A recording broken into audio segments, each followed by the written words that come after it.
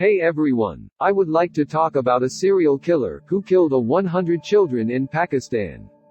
I have noticed that not many YouTubers have made a video on Javid Iqbal, so I figured I'd give it a shot. Javid Iqbal was born on the 8th of October 1956 in Lahore in Pakistan. He was the sixth of 8 children of his successful businessman father, Muhammad Ali Mughal. In 1978, when Javid was still in college, his father helped him start a steel recasting business and bought a villa for him to live in. As a teenager, he would try different methods to lure young boys. He would spend thousands of rupees on sending them gifts like perfumes, tickets and coins. Javid confessed that he fantasized about murder since childhood. Aside from his parents, his family members saw him as the black sheep of the family and would avoid him. Accusations of rape, sodomy, and other sexual crimes would be often made against him, but he initially managed to avoid jail time. It is believed that since his father was a powerful man, he was able to keep Javid out of prison for the most part. However, Javid was once arrested for sexual assault on a boy. He denied these charges, but the police weren't convinced and kept him in prison. Javid had a very close relationship with his mother. She supported and agreed with his claims of being innocent. She tried her best to get him out of prison but failed. While he was in prison, he was beaten up badly by the police. When Javid was finally let out of the prison, he learned that his mother had passed away.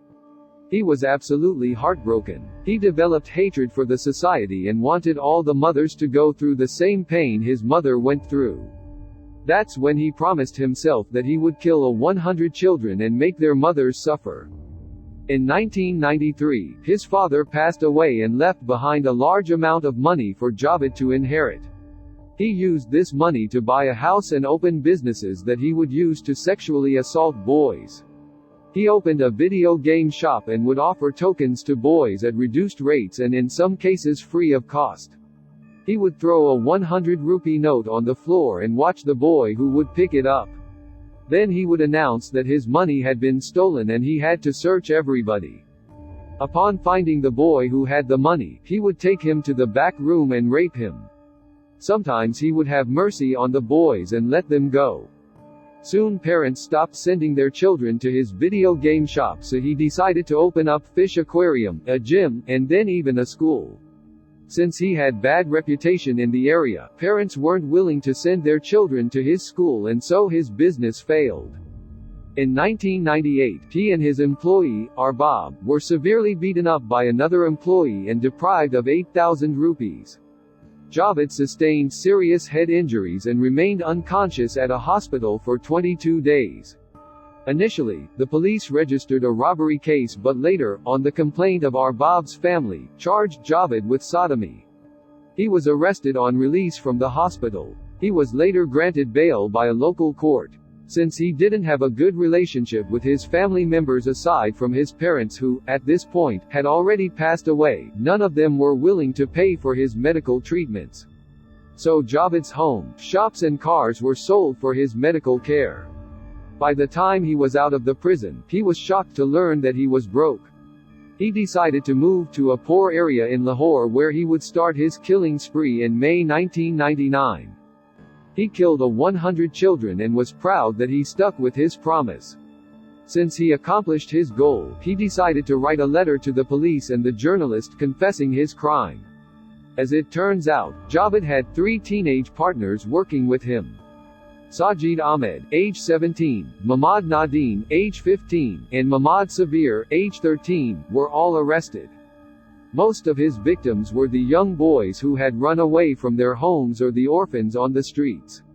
He would kill them and dissolve their bodies in acid to get rid of the remains. When the police searched his home, they found bloodstains on the walls and floor, with the chain on which Javid claimed to have strangled his victims, photographs of many of his victims in plastic bags. These items were neatly labeled with handwritten pamphlets. Although his diary contained detailed descriptions of the murders, he claimed in court that he was innocent and that he lied in his letter to shine a spotlight on criminal activities that take place on the streets. Later he claimed that his friends did the killings, and he wrote the letter to get the attention of the police.